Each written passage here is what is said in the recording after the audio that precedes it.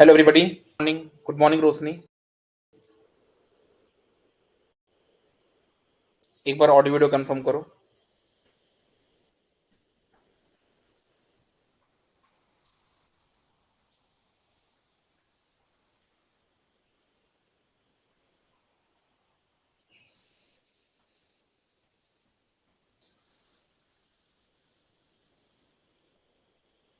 Good morning.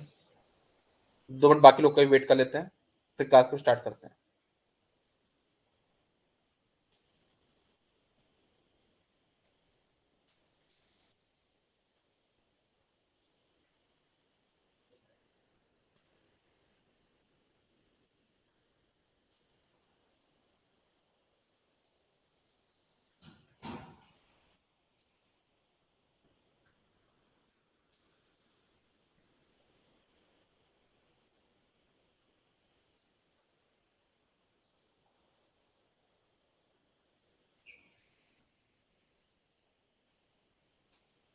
चलिए, तो हम लोग ज़्यादा टाइम वेस्ट नहीं करेंगे, हम लोग क्लास को स्टार्ट करते हैं। आप सभी लोग ज्वाइन करते जाइएगा और आपके जो भी डाउट्स हो वो आप अपने पूछते जाइएगा। ठीक है, तो हम लोग यहाँ पे डिस्कस करने वाले किसके बारे में? हम लोग यहाँ पे डिस्कस कर रहे थे क्लासिफिकेशन ऑफ एलिमेंट। ठीक है, तो अभी जो हम लोग डिस्कस करने वाले हैं वो है हमारा कौन सा part? That is linear and non linear elements. कि हमारी ये लीनियर और नॉन लीनियर एलिमेंट्स कौन से होते हैं, हम इसके बारे में थोड़ा सा जानने वाले हैं। ठीक है, तो एक बात ध्यान देना, ऐसे एलिमेंट, थोड़ा बहुत आपको बता चुका हूं मैं, ऐसे एलिमेंट जो कि मैथमेटिकली हम उनको इजिली रिप्रेजेंट कर सकें, है ना, उनको हम बोलते हैं लीनियर एलिमेंट। जिसको हम मैथमेटिकली इजिली रिप्रेजेंट कर सकते हैं, ऐसे एलिमेंट को हम क्या बोलते हैं? लीनियर एलिमेंट्स बोलते हैं। ओके, ये तो हमारी डेफिनेशन नंबर 1 हो गई। ये बात ध्यान देना आप लोग कि ये हमारा कौन सा हो गया? डेफिनेशन 1। क्योंकि बहुत सारे क्वेश्चन बनते हैं तो अलग अलग डेफिनेशन भी बनती है। और ये टॉपिक ऐसा है जो कि कंट्रोल सिस्टम हो गया, सिग्नल सिस्टम हो गया, नेटवर्क हो गया, इन सभी में रिलेटेड है ये पार्ट। तो इनकी अलग अलग डेफिनेशन अब बनती है, तो आप अपन उन अलग अलग डेफिनेशन को यहाँ पे देखने वाले हैं। तो पहला जो पार्ट हमने बोला जो मैथ के रिप्रेजेंट था, कि जिस भी एलिमेंट को मैथमेटिकली रिप्रेजेंट कर सकते हैं वो हमारा एलिमेंट होता है लीनियर एलिमेंट।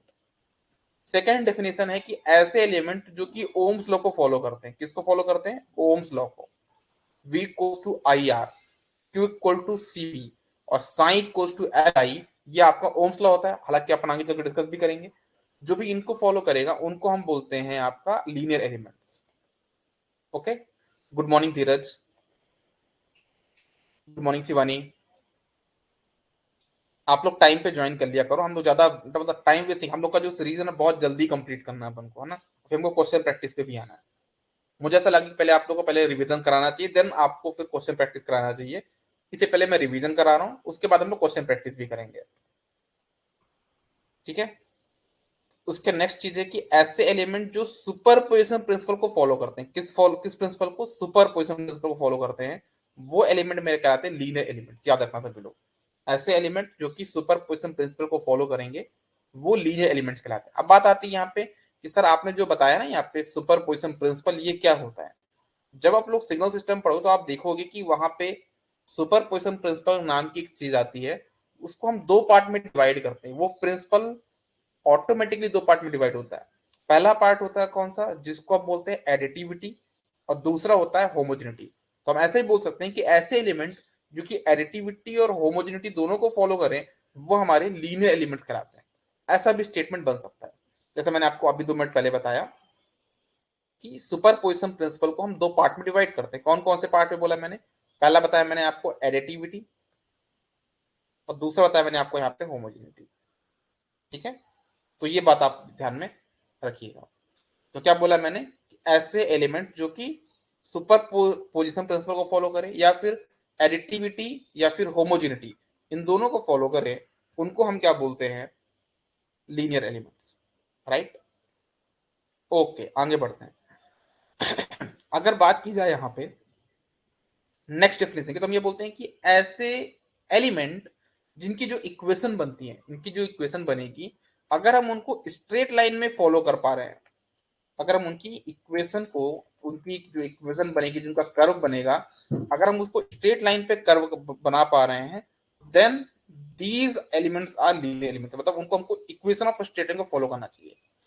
जो भी हमारे एलिमेंट्स हैं वो उनके कर्व को इक्वेशन ऑफ स्ट्रेट लाइन को फॉलो करेंगे, तभी वो सुपरपोजिशन प्रिंसिपल कहलाएंगे। अच्छा एक बात याद रखना, इक्वेशन ऑफ स्ट्रेट लाइन जब मैंने बोला तो ये ध्यान रखना है कि वो कर्व आपका ओरिजिन से पास होना जरूरी है। मतलब अगर आपको पूछा जाए कि स्ट्रेट लाइन का इक्वेशन क्या होता है, y equals to mx plus C, लेकिन आपको ये बात भी ध्यान देना है कि इसमें जो सी वाला पार्ट है ना वो जीरो होना चाहिए, अदरवाइज वो एलिमेंट आपका नॉन लीनियर हो जाएगा। मतलब कर्व आपका हमेशा क्या होना चाहिए, कर्व आपका हमेशा ओरिजिन से पास होना चाहिए। इतना मैंने आपको बताया था। फिर मैंने बताया भी था कि एडिटिविटी का मतलब क्या, जो यहाँ पे लिखा ना मैंने एडिटिविटी जो मैंने मेंशन किया यहाँ पे, इस एडिटिविटी का मीनिंग क्या होता है।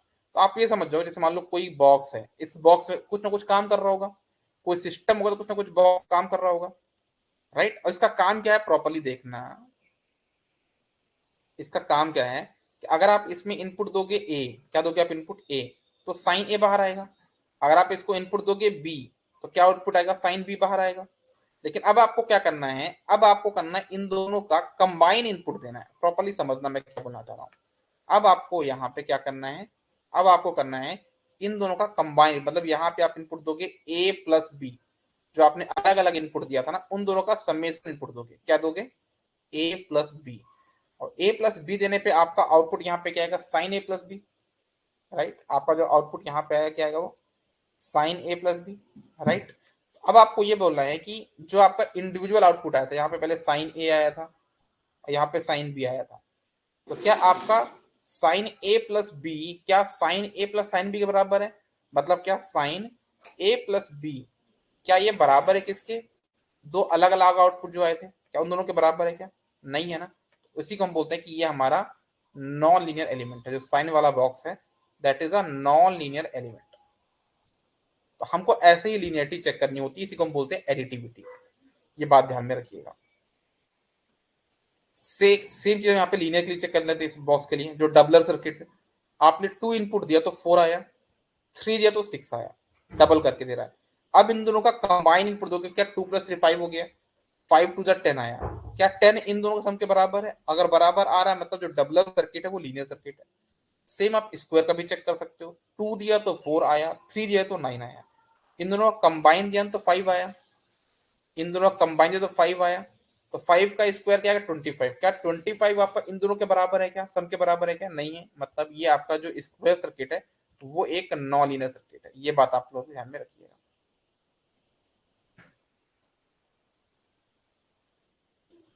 ओके, ये चीजें आपको ध्यान में रखनी है। एक बात बनती है यहाँ पे, क्वेश्चन बेस्ड ऑन कर्व कैसे बनती है, चीज मैंने आपको कल भी बताई थी, अच्छे से रिपीट कर देता हूँ।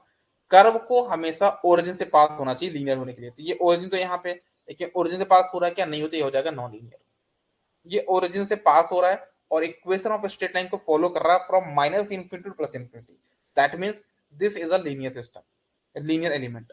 इसको देखो तो ये भी आपका ओरिजिन से पास हो रहा है क्या, हाँ हो रहा है। क्या आप इक्वेशन ऑफ स्ट्रेट लाइन को फॉलो कर रहे हैं, हाँ कर रहा है, मतलब ये आपका लीनियर होगा। ये भी ओरिजिन से पास तो हो रहा है और इक्वेशन ऑफ स्ट्रेट लाइन को फॉलो भी कर रहा है, बट कहां से कहां तक कर रहा है, जीरो से इन्फिनिटी। आप देखो यहाँ पे कहां से कहां तक फॉलो कर रहा है, ये सिर्फ जीरो से इन्फिनिटी तक ही तो फॉलो कर रहा है ना। आप इसको अच्छे से देखिए, जीरो से इन्फिनिटी तक ही तो फॉलो कर रहा है।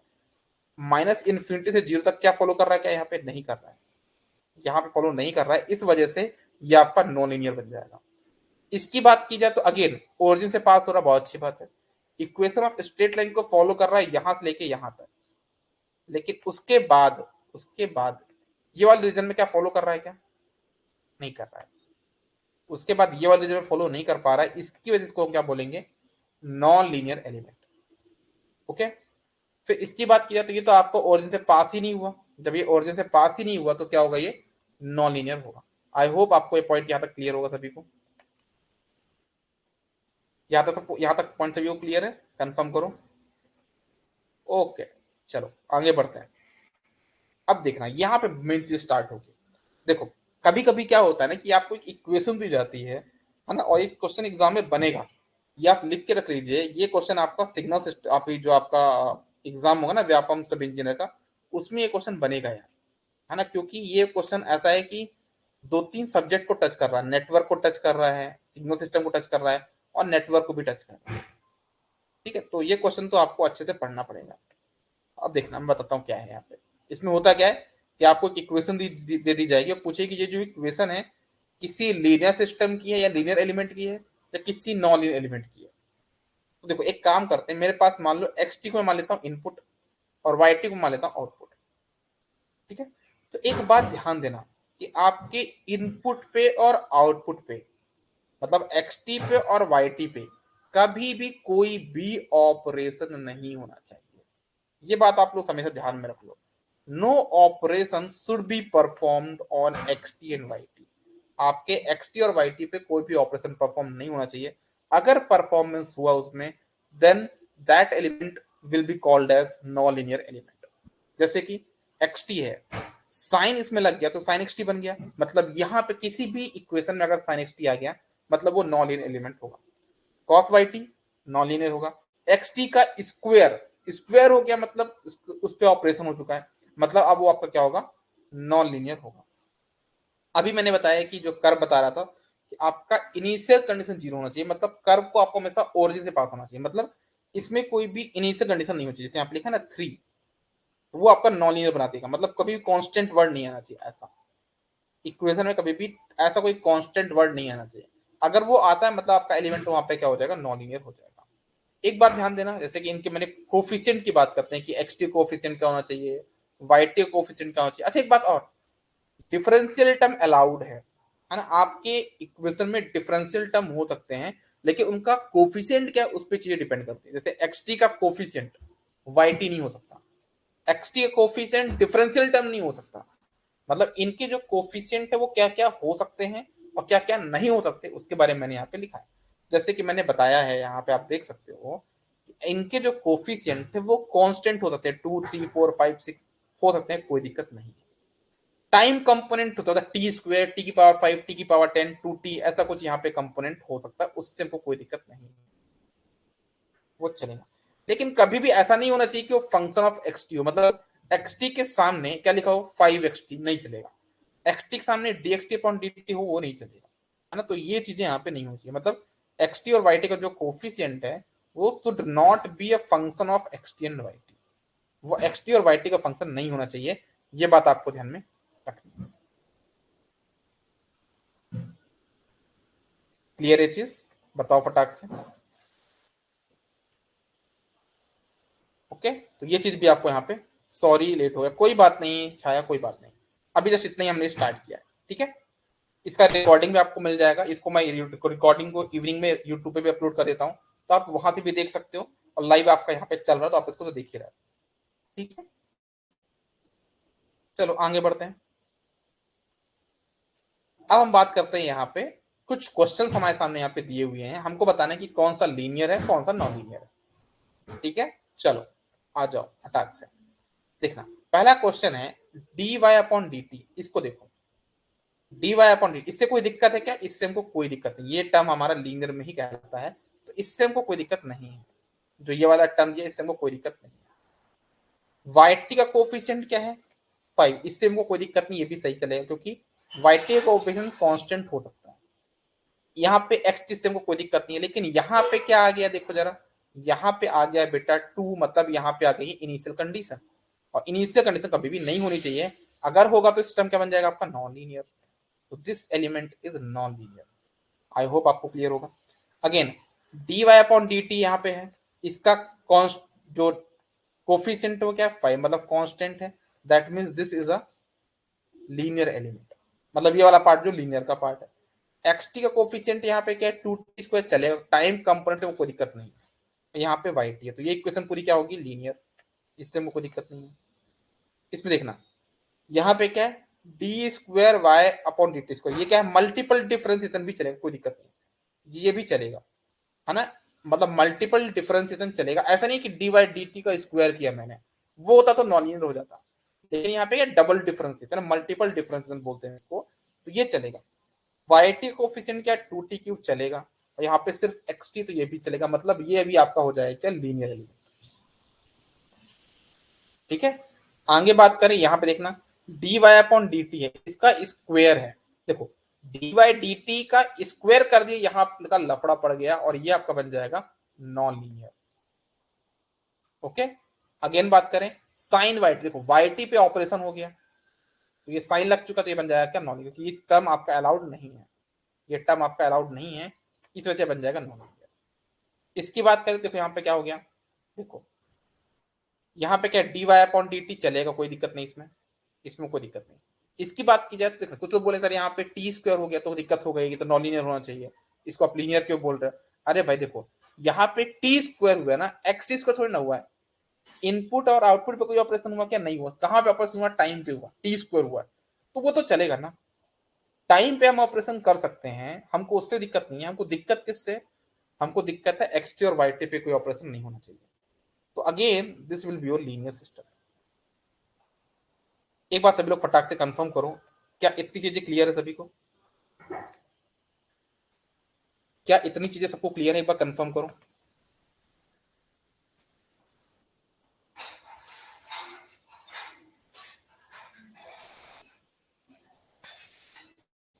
सभी लोग बताओ, है ना, क्या सभी को यहां तक चीजें क्लियर है। ओके फाइन, चलो आगे बढ़ते हैं,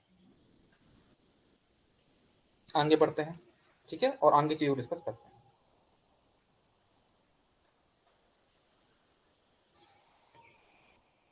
आगे बढ़ते हैं, ठीक है। आई होप इतना सबको क्लियर हो गया होगा। अब बात करते हैं हम नेक्स्ट सारे क्लासिफिकेशन के एलिमेंट की, उसको हम बोलते हैं time variant and time invariant element. देखो इसके नाम में ही इसका डिफिनेशन लिखा हुआ, टाइम वेरिएंट मतलब ऐसे एलिमेंट जो टाइम के साथ बदल जाते हैं, जो एलिमेंट की प्रॉपर्टी समय के साथ बदल जाती है उसको हम बोलते हैं टाइम वेरिएंट। और ऐसे एलिमेंट जो टाइम बदलने के साथ भी नहीं बदलते उनको हम बोलते हैं टाइम इनवेरिएंट। अब मुझे बताओ, आप अपने एलिमेंट से क्या एक्सपेक्ट करते हो, क्या उनकी प्रॉपर्टी टाइम से बदलती रहे। नहीं, हम ये नहीं चाहते ना, क्योंकि हमने उन एलिमेंट को हमको बनाना है ना, हम बना के रखें और एक साल बाद ऑटोमेटिक चेंज हो जाए, उसकी प्रॉपर्टी चेंज हो जाए, तो क्या हम चाहते हैं, नहीं चाहते। हम भी चाहते हैं कि हमारे जितने भी एलिमेंट हो टाइम इनवेरिएंट हो, ठीक है ना। तो हमारा जो मेन रिक्वायरमेंट होता है कि वो टाइम इनवेरिएंट हो तो ज्यादा बेटर होगा, ठीक है। मान लो कोई पेन आपके पास, अब वो क्या टाइम इनवेरिएंट है ना, अगर वो एक साल तक वहां तक रखिए तो वो चेंज नहीं होगी, वो टाइम इनवेरिएंट है। प्लांट को एक साल रखा लगा वहां पे, तो एक साल में वो चेंज हो जाएगा, तो टाइम वेरिएंट होगा, ठीक है। अगर बात करते हैं यहाँ पे थोड़ा के बारे में, जैसे मान लीजिए यहाँ पे आपके पास एक्स टी और वाई टी आपके पास इनपुट और आउटपुट है, ठीक है, ये आपके पास इनपुट हो गया, ये आपके पास यहाँ पे आउटपुट हो गया। तो एक बात बताओ मुझे कि टाइम वेरिएंट और टाइम इनवेरिएंट हम कैसे बताएंगे, कि आपके पास यहाँ पे कभी भी याद रखना, एक्स टी और जैसे हमने पहले बताया था मैंने आपको लीनियरिटी के लिए कि एक्स टी और वाई टी पे कोई ऑपरेशन नहीं होना चाहिए, वैसे यहाँ पे आपके टाइम के साथ कोई भी ऑपरेशन नहीं होना चाहिए, ये बात ध्यान रखना। पिछले वाले केस में कहता है एक्स टी और वाई टी पे ऑपरेशन नहीं होना चाहिए, टाइम पे चलेगा, लेकिन यहाँ पे उल्टा हो गया, एक्स टी वाई टी पे ऑपरेशन करो या ना करो लेकिन आपके टाइम पे ऑपरेशन यहाँ पे नहीं होना चाहिए। इनिशियल कंडीशन से हमको कोई दिक्कत नहीं है, बात भी समझना। जैसे पिछले वाले केस में हमको इनिशियल कंडीशन नहीं रखना था, वो यहाँ पे रहेगा तो कोई दिक्कत नहीं है, चलेगा। बात आती है कोफिशिएंट की, तो पिछले वाले केस में कांस्टेंट हम रख रहे थे, यहाँ पे हम कांस्टेंट रख सकते हैं। यहाँ पे हम एक्स टी और वाई टी का कोफिशिएंट हो सकता है, चलेगा, लेकिन वो टाइम का कोफिशिएंट नहीं होना चाहिए, यहाँ पे ध्यान रखना। टाइम कंपोनेंट हमारे पास यहाँ पे नहीं होना चाहिए, ठीक है। आई होप आपको ये थोड़ा डाउट लग रहा होगा। तो मैं काम करता हूँ, कुछ क्वेश्चन ही लेता हूँ तो आपको बताता हूँ, ठीक है। कुछ हम क्वेश्चन ही ले लेते हैं। कहाँ गया क्वेश्चन, ये देखो इसी क्वेश्चन में आ जाओ, जहाँ पे लिखे हुए मैंने, है ना, इनको देख लो। देखो देखो इसमें, इसको देखो, ये वाले टर्म में D Y by D T चलेगा, वाई टी का कोफिशिएंट 5 चलेगा, इनिशियल कंडीशन वो भी चलेगा, मतलब ये एलिमेंट क्या होगा आपका टाइम इनवेरिएंट होगा, कोई दिक्कत नहीं इसमें। इसमें हमको कोई भी दिक्कत है क्या, कोई भी दिक्कत नहीं है, ठीक है। इसमें देखो यहाँ पे 2t² आ गया, आगे कि नहीं आ गया, टाइम पे ऑपरेशन हुआ कि नहीं हुआ, टाइम पे ऑपरेशन मतलब एलिमेंट आपका बन जाएगा यहाँ पे क्या, टाइम वेरिएंट। यहाँ पे भी टाइम पे ऑपरेशन 2t³ मतलब टाइम वेरिएंट। इसमें देखा जाए तो टाइम पे ऑपरेशन t-3 हो गया, है ना, शिफ्टिंग करी आपने, इसको हम शिफ्टिंग बोलते हैं। जब आप क्या पढ़ोगे, जब लोग सिग्नल पढ़ते हैं आपको बताऊं, हम क्या बोलते हैं, शिफ्टिंग प्रॉपर्टी। तो ये भी आपका टाइम वेरिएंट हो गया। इसका देखा जाए तो अगेन यहाँ पे टाइम वेरिएंट हो गया, क्योंकि t-t0 है। यहाँ पे t² आ गया, मतलब अगेन टाइम पे ऑपरेशन, मतलब टाइम वेरिएंट होगा। मतलब आपके टाइम पे ऑपरेशन नहीं होना चाहिए, एक्सटी वाई टी पे ऑपरेशन हो तो चलेगा, कोई दिक्कत नहीं है, बस आपके टाइम पे ऑपरेशन नहीं होना चाहिए। ओके, आई होप आपको पॉइंट क्लियर हो गया होगा, सब कुछ चीज क्लियर होगी। आगे बढ़ते हैं हम नेक्स्ट टॉपिक पे। ठीक है, अब बात आते हैं कि हमारे नेटवर्क में कुछ टर्मिनोलॉजी हमको यूज करना होता है, उन टर्मिनोलॉजी का मतलब क्या होता है, वो सारी चीजें क्या होती है, वो हम लोग डिस्कस करने वाले हैं। ठीक है, तो देखना, हम बात करने वाले हैं टर्मिनोलॉजी यूज्ड इन नेटवर्क। हमारे नेटवर्क में कौन कौन से टर्मिनोलॉजी यूज होते हैं।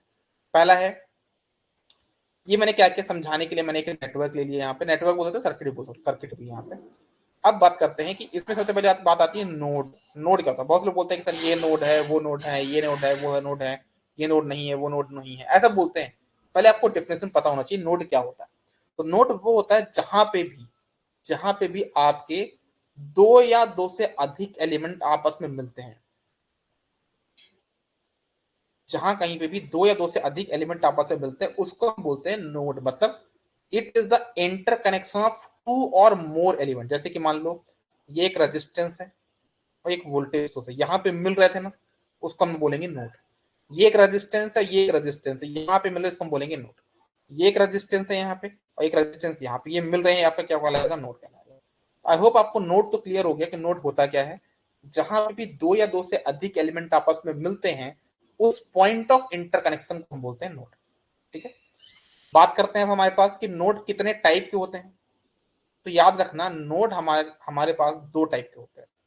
हमारे पास जो नोड होते हैं कितने टाइप के होते हैं, दो टाइप के होते हैं। कौन कौन से, एक होता है हमारे पास सिंपल नोड, एक हमारे पास होता है सिंपल नोड, एक होता है हमारे पास प्रिंसिपल नोड। अब ये क्या लिखा है यहाँ पे नीचे, यहाँ पे लिखा है डेल्टा। डेल्टा का मतलब क्या होता है, डिग्री बोलते हैं, क्या बोलते हैं इसको, डिग्री।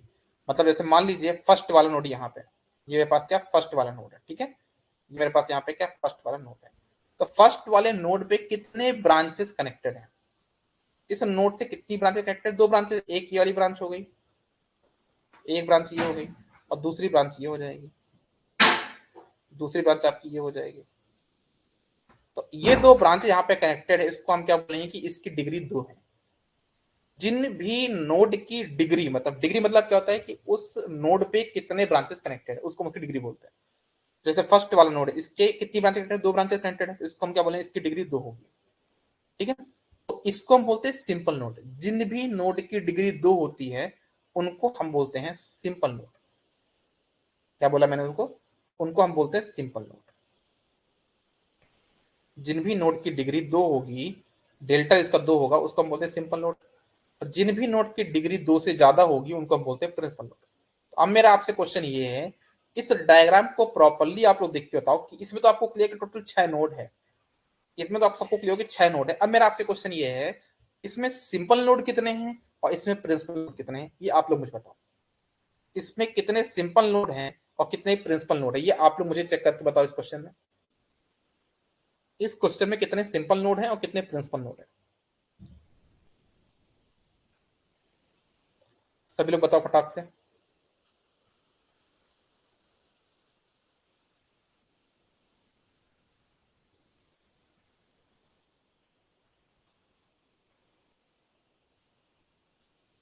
छाया बोल रही है 2, 4 2। सिंपल बताना पहले, प्रिंसिपल नोड तो दो हैं बिल्कुल, प्रिंसिपल नोड दो हैं, और सिंपल नोड कितने हैं, सिंपल नोड हो जाएंगे 4। बिल्कुल करेक्ट आंसर, बिल्कुल करेक्ट आंसर है। ठीक है, तो चलो आगे बढ़ते हैं अपन। ये क्वेश्चन बिल्कुल सबका क्लियर आंसर है ना। तो इसमें आपके जो सिंपल नोड कौन कौन से, मैं फिर से बता देता हूँ आपको। ये वाला आपका सिंपल नोड है, मैं पहले थोड़ा सिलेक्ट लेता हूँ। ये आपका सिंपल नोड है, ठीक है, ये आपका सिंपल नोड है, ये भी सिंपल नोड है, और ये भी सिंपल नोड है। तो ये चार जो मैंने बताया ना आपको, ये चार आपके क्या हो गए, सिंपल नोड हो गए। प्रिंसिपल नोड कौन कौन से हैं देखना, ये वाला प्रिंसिपल नोड है और ये वाला प्रिंसिपल नोड है। क्योंकि इनकी डिग्री कितनी है देखो, चेक कर लो आप लोग, इनकी डिग्री चेक कर लो। इसकी डिग्री हो गई 1, 2 और 3। इसकी डिग्री कितनी हो जाएगी, 1, 2 और 3। बाकी सबकी डिग्री दो दो है, तो उसके कराएंगे सिंपल नोड। आई होप आपको क्लियर हो गया कि ये नोड क्या होता है, सिंपल नोड क्या होता है, प्रिंसिपल नोड क्या होता है और डिग्री क्या होती है। आगे बढ़ते हैं। अच्छा, एक क्वेश्चन आपका हमेशा बनता हो कि ये नोड और जंक्शन में डिफरेंस क्या होता है। तो याद रखना, नोड को ही हम जंक्शन बोल देते हैं, लेकिन नोड दो टाइप के होते हैं, सिंपल नोड, प्रिंसिपल नोड। तो प्रिंसिपल नोड को हम क्या बोलते हैं, जंक्शन बोलते हैं। ठीक है ना, जंक्शन किसको बोलते हैं, प्रिंसिपल नोड को ही हम जंक्शन बोलते हैं, सिंपल नोड को हम जंक्शन नहीं बोलते हैं, प्रिंसिपल नोड को ही हम क्या बोलते हैं, जंक्शन बोलते हैं। ठीक है, अब बात आती है, ये बताया यहाँ पे कौन कौन सिंपल नोड कौन कौन से प्रिंसिपल नोड है। ब्रांच क्या होती है, बात आप ब्रांच की है ना, तो ब्रांच हम किसको बोलते हैं, ब्रांच हम उसको बोलते हैं जो किसी भी दो नोड को कनेक्ट करे, मतलब दो नोड के बीच में कोई एलिमेंटल कनेक्शन हो, दो नोड के बीच में कोई एलिमेंटल कनेक्शन होगा, उसी को हम क्या बोलते हैं, ब्रांच बोलते हैं। ऐसा नहीं कि हम कोई भी एक लाइन को ब्रांच बोल देंगे, नहीं, एलिमेंटल कनेक्शन मतलब कोई एक एलिमेंट वहां पे होना चाहिए। Branch is a elemental connection between two nodes, दो नोड के बीच में हमारे पास क्या होना चाहिए, हमारे पास एलिमेंटल कनेक्शन होना चाहिए, उसको हम क्या बोलते हैं, ब्रांच बोलते हैं। तो अगर हम चेक करें कि हमारा जो प्रीवियस क्वेश्चन था उसमें कितने ब्रांचेस, काउंट कर लो कितने ब्रांचेस हैं, 1 2 3 4 5 6 7, तो हमारे पास टोटल यहाँ पे 7 ब्रांचेस थी, राइट। यहाँ पे हमारे पास कितनी ब्रांचेस होंगी, 7 ब्रांचेस होंगी। बात करते हैं लूप की। लूप क्या होता है, लूप हमारा होता है कि कोई भी क्लोज्ड पाथ हो उसको हम लूप बोलते हैं। Any closed path in the circuit is known as loop, कोई भी क्लोज्ड पाथ हो उसको हम लूप बोलते हैं। मान लो यहाँ पे मेरे पास कोई नेटवर्क दिया हुआ है ना, अगर इस नेटवर्क की बात करें तो यहाँ कितने लूप होंगे चेक करना है। तो देखो 1 से आप 2 जाओगे, मैं यहाँ पे बना के दिखाता हूँ, ज्यादा बेटर रहेगा। देखना, आप 1 से 2, 2 से 3 जाओगे, 2 से सॉरी 5 जाओगे, ठीक है, 5 से आप 4 जाओगे, 4 से आप 1 जाओगे, तो ये एक लूप बन गया। ठीक है, नेक्स्ट देखना आप लोग, आप 2 से 5 जाओगे, 5 से 6, 6 से 3 और 3 से 2, ये दो लूप बन गए। एक लूप और बन रहा है इसमें, कौन सा बन रहा है, ये बड़ा वाला देखना, 2 से देखना आप, 1 से आप जाओगे 4, 4 से जाओगे 5, 5 से जाओगे 6, 6 से जाओगे 3, 3 से जाओगे 2 और 2 से जाओगे 1, तो ये भी एक लूप बन गया। तो यहाँ पे जो टोटल जो लूप बने वो कितने बनेंगे, 3 बनेंगे। ठीक है ना, लूप क्या होता है हमारे पास, क्लोज्ड पाथ, जो तीनों बताए मैंने, तीनों तीनों आपके पास क्या थे, क्लोज्ड पाथ थे। बात करें हम मेस क्या होता है, तो मेस आपका होता है सबसे अंदर वाला क्लोज पाथ। अभी जो बनाया था मैंने वो भी 3 के 3 क्लोज पाथ थे, लेकिन आपको मेस वो होगा इनर मोस्ट, मतलब एक बार मेस लूप क्लोज लूप बन गया ना, तो उसके अंदर कोई दूसरा क्लोज लूप नहीं बनना चाहिए। ठीक, उसको हम बोलते हैं मेस। जैसे मान लो अगर हम इसमें बात करें तो हमारे कितने मेस होंगे, देखना, हम बात करें एक ये मेस हो जाएगा, जो मैं रेड कलर से माइंड यहाँ पे कर रहा हूँ, ये एक पहला मेस हो गया मेरे पास। ठीक है, और दूसरा मेस हो जाएगा आपके पास ये वाला, आपके पास यहाँ पे टोटल 2 मेस हो जाएंगे। ये आपके पास यहाँ पे 2 मेस हो जाएंगे। ठीक है, ये आपके पास यहाँ पे 2 मेस हो चुके हैं। अब कोई अगर बोलेगा सर ये भी आपका मेस है क्या, अगर आपसे कोई पूछे कि क्या ये वाला भी मेस है क्या, कौन सा वाला, ये जो बड़ा वाला बना रहा हो देखना आप लोग, क्या ये भी मेस है क्या, तो ये मेस नहीं है। क्यों मेस नहीं है, जो सबसे बड़ा वाला बना रहा हूं मैं, क्यों मेस नहीं है, क्योंकि इसके अंदर अगर हम इसको मेस मान लेते हैं तो इसके अंदर भी हमारे पास क्लोज पाथ बन रहा है कि नहीं बन रहा, बन रहा है। तो मैंने क्या बोला कि उसके अंदर कोई दूसरा क्लोज पाथ नहीं बनना चाहिए, है ना। तो आपके पास यहाँ पे जो मेस होंगे वो 2 होंगे, उनकी नंबरिंग मैंने दी है 1 2 5 4 1, ये पहला मेस हो गया जो कि लूप भी है और मेस भी है। सेकेंड वाला क्या है, 2 3 6 5 2, ये भी आपका लूप है और मेस है।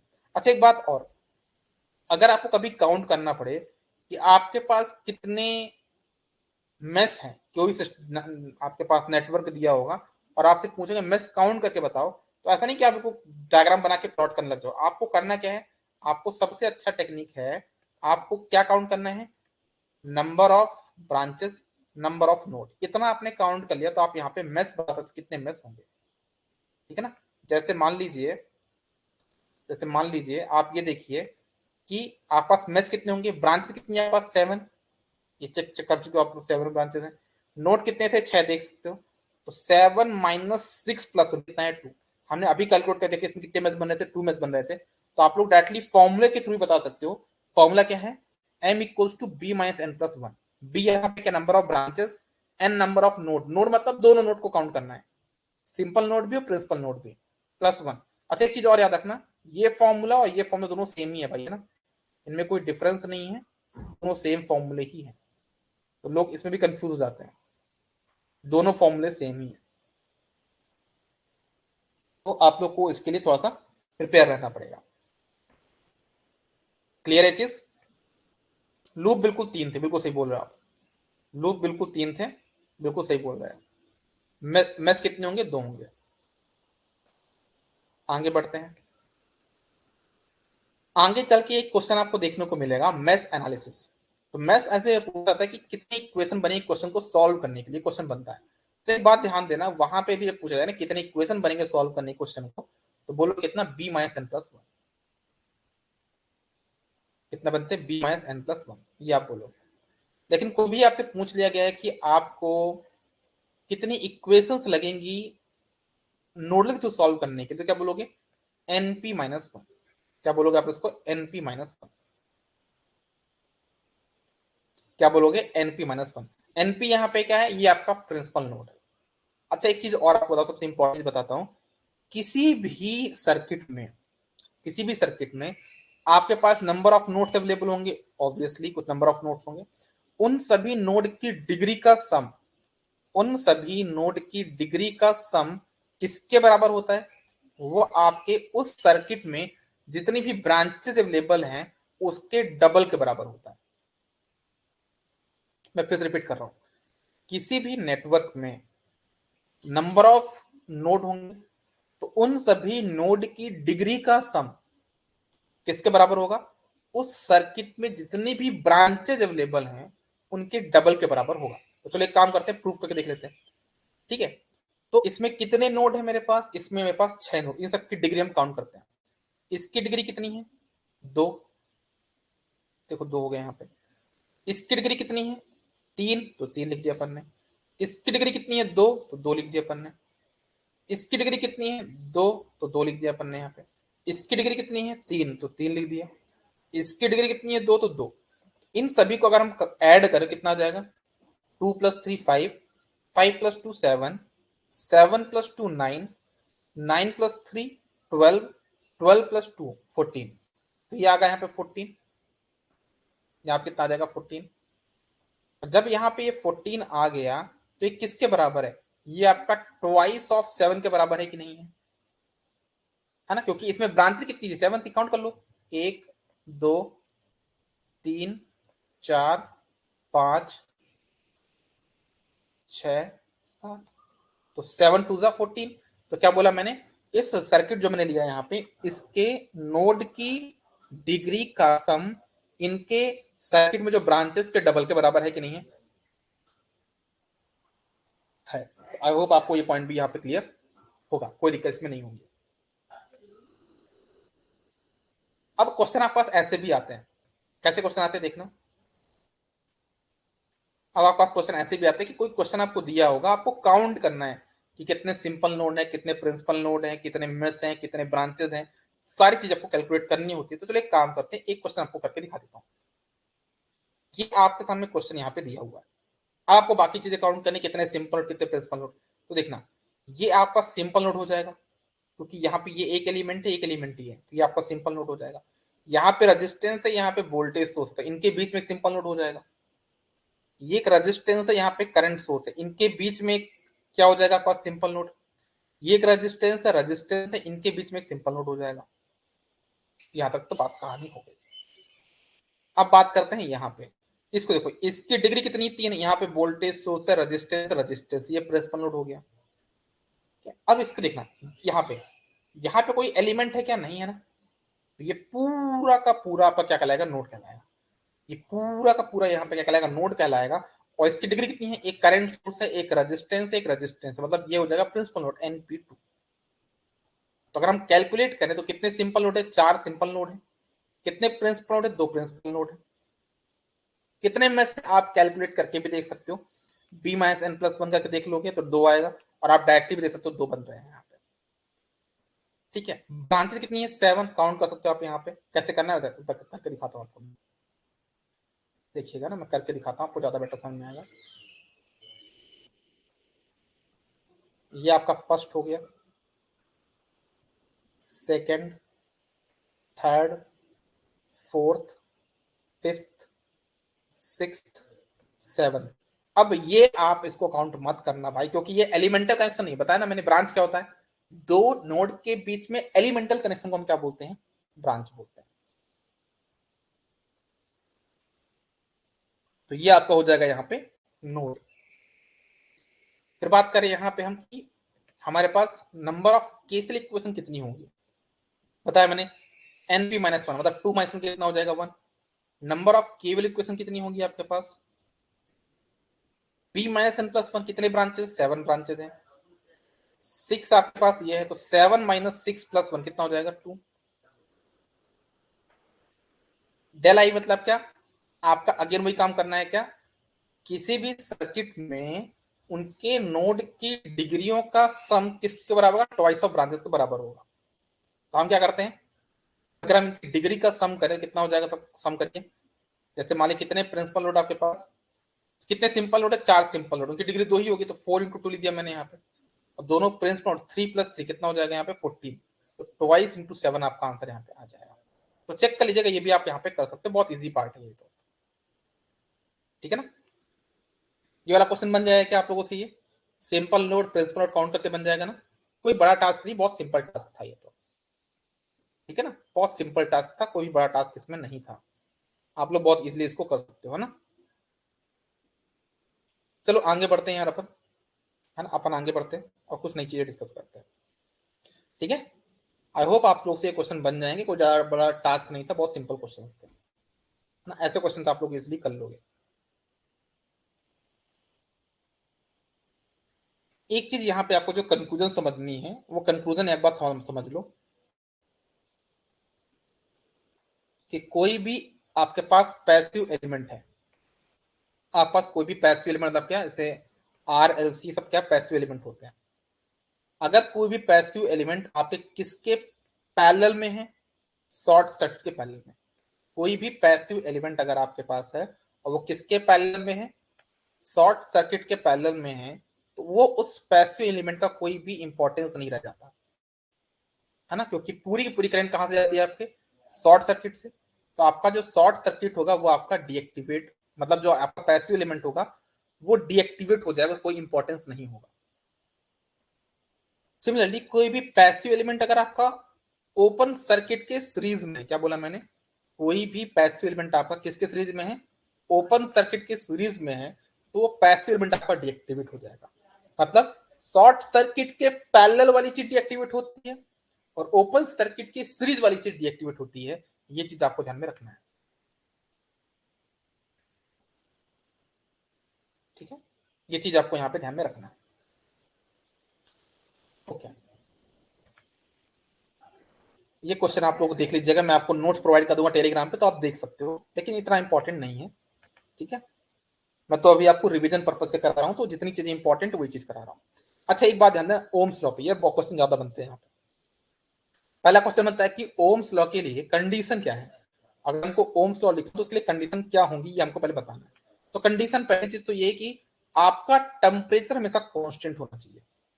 ओम्स लॉ की कंडीशन यही है कि आपका जो टेम्परेचर है वो आपका कांस्टेंट होना चाहिए, वो चेंज नहीं होना चाहिए। दूसरा चीज है कि आपका जो एरिया ऑफ क्रॉस सेक्शन है वो भी हमेशा कांस्टेंट होना चाहिए, वो आपका चेंज नहीं होना चाहिए। किसके लिए? ओम्स लॉ की। ये दो कंडीशन है। अच्छा ओम्स लॉ किसके किस लिए बनाया गया है? ओम्स लॉ 3 डोमेन के लिए बनाया गया। पहला एलटीआई डोमेन, जिसको हम बोलते हैं रेजिस्टेंस के लिए बनाया गया है। ये एलटीआई मतलब क्या? Linear time invariant system. दूसरा आपका क्या? इलेक्ट्रोमैग्नेटिक डोमेन के लिए बनाया गया है, मतलब इंडक्टर के लिए। और सिमिलरली हमारे इलेक्ट्रोस्टैटिक डोमेन के लिए भी ओम्स लॉ बनाया गया है। आप में से ज्यादा लोग यही मानते हो कि ओम्स लॉ सिर्फ एक ही होता है, क्या? V equals to I R. ऐसा नहीं है, वो सिर्फ रेजिस्टेंस के लिए है। इंडक्टर और कैपेसिटेंस के लिए ओम्स लॉ अलग होता है। अब देखना, दो फॉर्म बनते हैं। एलटीआई डोमेन में भी दो लॉ होंगे, देखना समझना। ओम्स लॉ ने एलटीआई के लिए दो डोमेन, दो रूल दिए, इलेक्ट्रोमैटिक के लिए दो रूल दिए और इलेक्ट्रोस्टैटिक के लिए भी दो रूल दिए, मतलब टोटल 6 नियम है यहाँ पे ओम के। तो पहला जो नियम है ओम का वो क्या है? J equal to sigma E. ये आपका पहला नियम है, इसको हम बोलते हैं first law of Ohm's. This is our first law of Ohm's. J यहाँ पे क्या? Current density. सिग्मा यहाँ पे है कंडक्टिविटी। और ई यहाँ पे आपका इलेक्ट्रिक फील्ड इंटेंसिटी। ठीक है? जो करंट डेंसिटी है उसका आपका यूनिट क्या होगा वो ध्यान रखना, एम्पियर पर मीटर स्क्वायर। ये क्वेश्चन बन चुका है ऑब्वियसली पहले। कंडक्टिविटी की यूनिट क्या होती है अभी तुझे पता चल जाएगी आपको, कि मैं ड्राइव करवाऊंगा अभी, ठीक है। इलेक्ट्रिक फील्ड इंटेंसिटी इसकी यूनिट होती है वोल्ट पर मीटर या फिर न्यूटन पर कूलम, क्योंकि फोर्स पर यूनिट चार्ज होता है। क्या फोर्स मतलब न्यूटन पर कूलम पर चार्ज, तो कूलम आ जाएगा। तो ये ध्यान रखना, इलेक्ट्रिक फील्ड इंटेंसिटी की जो यूनिट होती है वोल्ट पर मीटर या फिर न्यूटन पर कूलम होती है। ये आप हो जाएगा J equal to sigma E L, first law of Ohm's हो जाएगा। फिर अगर हम बात करें कि हमारा सेकेंड लॉ ऑफ ओम क्या होगा, इसको हम बोलते हैं V equal to I R. क्या होता है हमारे पास ये V equal to I R, this is our second law of Ohm's. इसको हम बोलते हैं क्या, सेकेंड लॉ ऑफ ओम्स। इसको हम बोलते हैं क्या, V equal to I R. V यहाँ पे क्या है, वोल्टेज है, I यहाँ पे करंट है, और R यहाँ पे रेजिस्टेंस है। इसको हम बोलते हैं सेकेंड लॉ ऑफ ओम्स, ठीक है। और रेजिस्टेंस की वैल्यू क्या होती है, रो एल अपॉन ई, आगे डिस्कस करेंगे। इलेक्ट्रोमैग्नेटिक डोमेन में क्या होता है इसका रूल, ओम का सबसे पहला रूल तो क्या था, sine equals to L I. इसमें से साइन क्या होता है, साइन होता है क्या, फ्लक्स लिंकेज। फ्लक्स लिंकेज क्या होता है, जब फ्लक्स जब फ्लक्स नंबर ऑफ टर्न से लिंक करता है उसी को हम बोलते हैं फ्लक्स लिंकेज। क्या बोला मैंने, जब हमारा flux, magnetic flux number of turns से लिंक करेगा उसी को हम बोलते हैं फ्लक्स लिंकेज। उसकी वैल्यू होती है एन फाई के बराबर। एल यहाँ पे इंडक्टेंस है और आई यहाँ पे करंट है, तो psi equals to L I, this is our third law of Ohm's, ठीक है। अगर हम बात करें कि हमारा फोर्थ लॉ क्या है, तो ध्यान रखना, फोर्थ लॉ हमारा यहाँ पे V equals to L D I upon D T. V equals to L D I upon D T, यह हमारा क्या हो जाएगा, ओम का चौथा नियम। टोटल 6 नियम थे, 6 नियम से 4 नियम बता चुका। पहला टू सिग्मा ई, दूसरा था V equals to I R, third आपके पास क्या था, psi equals to L I, और फोर्थ आपके पास हो गया V equals to L D I upon D T. इनका डेरिवेशन पढ़ने की जरूरत नहीं है क्योंकि मैं आपको रिवीजन करा रहा हूँ ना, रिवीजन के डेरिवेशन पढ़ने की जरूरत नहीं है। ओम का पांचवा नियम क्या है, जो कि इलेक्ट्रोस्टैटिक डोमेन के लिए बनाया गया है, उसको हम बोलते हैं क्या, Q equal to C V. Q यहाँ पे क्या है, चार्ज, सी यहाँ पे कैपेसिटेंस, और वी आपके पास यहाँ पे वोल्टेज। तो charge equal to C into V, ये आपका हो गया क्या, फिफ्थ लॉ ऑफ ओम्स, ठीक है। क्यू यहाँ पे चार्ज है, सी यहाँ पे कैपेसिटेंस है, और वी यहाँ पे वोल्टेज। अगर हम बात करें इसी के नियम के बारे में, तो टोटल हमारे पास 5 लॉ हो गए, एक लॉ और बचा है, तो वो क्या होगा देखना, वो आपका होता है I equal to C divide D T. हमारा जो ओम का छठा नियम होगा वो क्या होगा, इलेक्ट्रोस्टैटिक डोमेन के लिए होगा, मतलब कैपेसिटेंस के लिए 2 रूल होंगे। उनमें से कौन कौन से, पहला क्या था आपके पास, Q equal to C V, और उसके बाद कौन था आपके पास, I equal to C divide D T. ये ओम का छठा नियम होगा। तो अगर बात करनी होगी, कंक्लूजन निकालना हो, तो रेजिस्टेंस के लिए 2 रूल होंगे, वो कौन कौन से होंगे, J equal to sigma V equal to I R. Inductor के लिए 2 रूल होंगे, कौन कौन से, psi equal to L I, V equal to L D I upon D T. Capacitance के लिए 2 रूल होंगे, कौन कौन सा, पहला होगा Q equal to C V, और I equal to C D by T. तो ये आपके पास यहाँ पे याद रखना है। एक बहुत इंपॉर्टेंट चीज मैं आपको बताने वाला हूँ जो आपको बहुत इंटरेस्टिंग लगेगा। इंटरेस्टिंग ये है कि हमारा जो रेजिस्टेंस होता है ना, रेजिस्टेंस, इसका जो स्टेट वेरिएबल होता है वो होता है वोल्टेज और करंट, दोनों होते हैं। या फिर आप ऐसा समझ लो, रेजिस्टेंस को वोल्टेज और करंट दोनों पसंद करते हैं। स्टेट वेरिएबल को तो कुछ टाइम के लिए आप ऐसा मान लो कि इसका फेवरेट है, इसको पसंद करता है, ठीक है ना। तो रेजिस्टेंस को वोल्टेज और करंट दोनों पसंद करते हैं। आप इसको मेरे जो कल जो मैंने आपको स्टोरी बताई थी, आप उससे भी इसको लिंक कर सकते हो, है ना। जो मैंने आपको लास्ट क्लास में स्टोरी बताई थी, आप उससे भी इसको लिंक कर सकते हो। कैसे कि आपका आपका जो मम्मी पापा हैं, वोल्टेज मतलब पिताजी, आई मतलब मम्मी, ये दोनों ही रेजिस्टेंस को बहुत लाइक करते हैं, छोटा बेटा है। एल और सी दोनों बड़ी बहनें हैं, तो करंट किसको पसंद करती है, मतलब मम्मी किसको पसंद करती है, एल को, और वोल्टेज किसको पसंद करते हैं, कैपेसिटेंस को। मतलब इनका स्टेट वेरिएबल है, लेकिन जो रेजिस्टेंस है इसका स्टेट वेरिएबल क्या हो जाएगा, दोनों हो जाएगा। वोल्टेज और करंट दोनों हो जाएंगे, लेकिन इंडक्टर और कैपेसिटेंस का स्टेट वेरिएबल क्या होगा, करंट एंड वोल्टेज होंगे रिस्पेक्टिवली। आप ऐसा ही मान सकते हो कि जब कभी आप फॉर्मूले वगैरह देखोगे ना, तो दोनों साथ में आते हैं। दिखाता हूं मैं। जैसे मैंने बोला इंडक्टर का स्टेट वेरिएबल क्या है, करंट। देखो इंडक्टर केस में किसकी बात हो रही है, यहाँ पे करंट की बात हो रही, नहीं हो रही, ये देखो।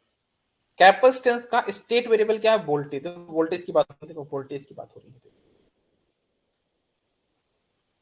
तो इसको हम बोलते हैं स्टेट वेरिएबल। तो ये बात आपको थोड़ा ध्यान में रखना होगा।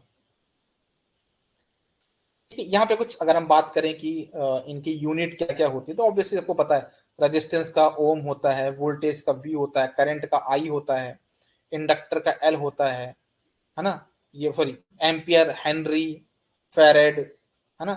चार्ज की वैल्यू क्या होती है, Q to any number of electrons मिलकर चार्ज बनाते हैं, है ना। एक चीज और क्वेश्चन बनता है कि चार्ज को हम सी से रिप्रेजेंट नहीं करते, चार्ज को हम सी से इसलिए रिप्रेजेंट नहीं करते क्योंकि कैपेसिटर को हम सी से रिप्रेजेंट करते हैं। दूसरी बात, चार्ज का पूरा नाम क्या है, क्वांटिटी ऑफ इलेक्ट्रिक चार्ज। तो इसका वर्ड पहले क्यू से स्टार्ट हो रहा है, इसलिए हम इसको क्यू से रिप्रेजेंट करते हैं, है ना। अब क्वांटिटी क्यों रिप्रेजेंट कर रहे हैं, एन यहाँ पे क्वांटिटी तो रिप्रेजेंट कर रही है, एन यहाँ पे क्या रिप्रेजेंट कर रहा है, क्वांटिटी, है ना। इसका फॉर्मूला क्या होता है, Q equals to N E. बहुत सारे चार्ज मतलब क्वांटिटी ऑफ चार्ज, मतलब इलेक्ट्रॉन मिलके चार्ज बनाते हैं, तो क्वांटिटी ऑफ इलेक्ट्रिक चार्ज होता है ये, ठीक है।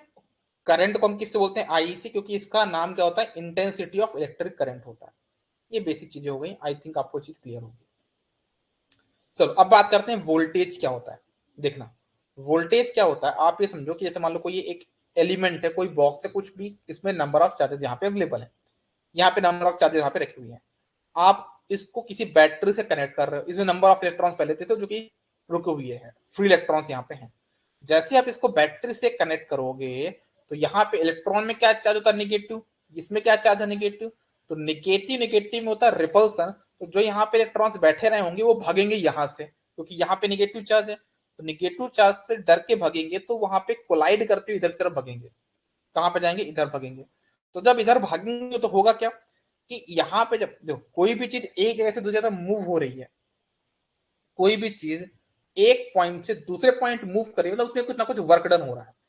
तो क्या बोलूंगा, वोल्टेज क्या है, वोल्टेज एक फोर्स है जो कि चार्ज को चला सकता है। देखो चार्ज पहले यहां पे बैठा हुआ था, आपने एक वोल्टेज लगाया, चार्ज उठ के यहां से यहां तक आ गया, मतलब जो वोल्टेज है वो एक फोर्स है जो कि चार्ज को चला रहा है, जो चार्ज को ड्राइव कर रहा है। या फिर हम दूसरी बात हम बोल सकते हैं work done per unit charge. एक चार्ज को वर्क करने में जो वर्क हुआ, है ना, work done per unit charge को हम क्या बोलेंगे, वोल्टेज बोलेंगे, ठीक है। जैसे मान लो एक पॉइंट यहाँ पे पी पे एक चार्ज था जो कि क्यू तक आ गया, उसको हम बोलते हैं work done per unit charge. इसकी यूनिट क्या होती है, वोल्ट, या फिर होती है जूल्स पर कूलम, ठीक है। इसकी रेंज आपको पता हो कि हमारा वोल्टेज कितना कितना रेंज का हो सकता है। ऑब्वियसली सबको पता है कितना मिली वोल्ट से लेके मेगा वोल्ट तक वोल्टेज पहुंच रहा है। इवन आप लोग मेगा वोल्ट तरफ बढ़ रहे हैं, किलो वोल्ट तक हम पहुंच चुके हैं। बहुत जल्द हम लोग मेगा वोल्ट भी पहुंच जाएंगे, लेकिन अभी तक पहुंचे नहीं है, बहुत जल्द हम पहुंच जाएंगे। वोल्टेज टाइप दो टाइप के होते हैं, एक होता है डीसी वोल्टेज, एक होता है AC voltage. Okay, DC voltage एक स्ट्रिक्ट नेचर का होता है, मतलब वो कभी अपना नेचर चेंज नहीं करता, वो कांस्टेंट होता है। देखो कांस्टेंट है, इसी को हम बोलते हैं डीसी वोल्टेज। एसी वोल्टेज वो था जो टाइम के साथ अपनी प्रॉपर्टी चेंज करता है। देखो नहीं, देखो एक रेंज बना ली उसने, उस रेंज में इसकी वैल्यू चेंज हो रही है, इसको बोलते हैं अल्टरनेटिंग। चेंज एक गलत वर्ड होगा, क्या बोलेंगे हम इसको, अल्टरनेटिंग वर्ड बोलेंगे, अल्टरनेटिंग करंट, ठीक है। डीसी वोल्टेज को हम कैसे रिप्रेजेंट करते हैं, ये दो तीन तरीके हैं। एक पता प्लस माइनस है, दूसरा तरीका ये बड़ी डंडी छोटी डंडी, बड़ी डंडी हमेशा प्लस कहलाती है, छोटी डंडी माइनस कहलाती है। एक डायग्राम आप लोग ऐसा भी देखे होंगे, प्लस माइनस टाइप का होगा, इसको हम क्या बोलते हैं। मुझे कोई बता सकता है कि जो थर्ड डायग्राम है वो क्या रिप्रेजेंट कर रहा है, मुझे कोई बता सकता है क्या, जो बैटरी का जो डीसी वोल्टेज मैंने बनाया है, उसमें जो मैंने थर्ड डायग्राम बनाया है, एक बड़ी डंडी है, फिर छोटी डंडी है, फिर बड़ी डंडी, एक छोटी डंडी, ये किस चीज को रिप्रेजेंट कर रही है, कोई बता सकता है। बैटरी तो है, बैटरी तो ऑब्वियसली तीनों बैटरी है, तीनों ही बैटरी है, लेकिन ये थर्ड वाला डायग्राम किसको रिप्रेजेंट कर रहा है?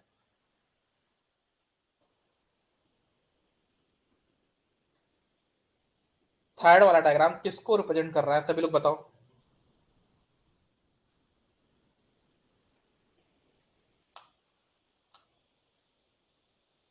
देखते कुछ लोग आंसर कर रहे हैं, सभी के आंसर देखते हैं क्या क्या बोल रहे हैं। Bank of battery, combination of battery, बिल्कुल। ये आपके बैटरी बैंक को रिप्रेजेंट कर रहे हैं कि बहुत सारी बैटरी मिलकर एक बैटरी बन रही है, उसको हम बोलते हैं क्या, बैटरी बैंक। जैसे आप देखते होगे ना कि आप लोग कभी टॉयज वगैरह खरीदते हो तो उसमें दो तीन सेल लगते हैं, है ना? जो बच्चों को कुछ खिलौने वगैरह होंगे तब देखना वहां पे दो तीन सेल साथ में लगते हैं, तो बैटरी बैंक को रिप्रेजेंट करता है, दो तीन सेल मिलके एक बैटरी की तरह काम कर रहा है। ठीक है,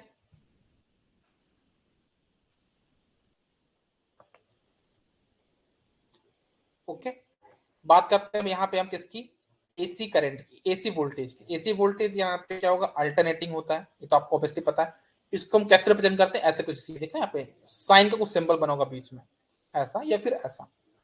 यहाँ पे कुछ वैल्यू जो लिखी होगी तो वी ऑफ लिखा होगा, है ना? या फिर मोस्ट जनरली क्या होता है वी साइन ओमेगा टी, क्योंकि हमारे इंडिया में भी यूएसए में भी जो भी आपका अल्टरनेटिंग नेचर है वो साइनोसोडल नेचर का, जो करंट का जो नेचर कहता है वो साइनोसोडल है, तो हम इसको वीएम साइन ओमेगा टी लिख देते हैं। इसका जो बेस्ट एग्जांपल होगा अल्टरनेटर है, इन्वर्टर है, यूपीएस है, वो सभी के सभी हमारे एसी सोर्स के, एसी वोल्टेज के एग्जांपल है।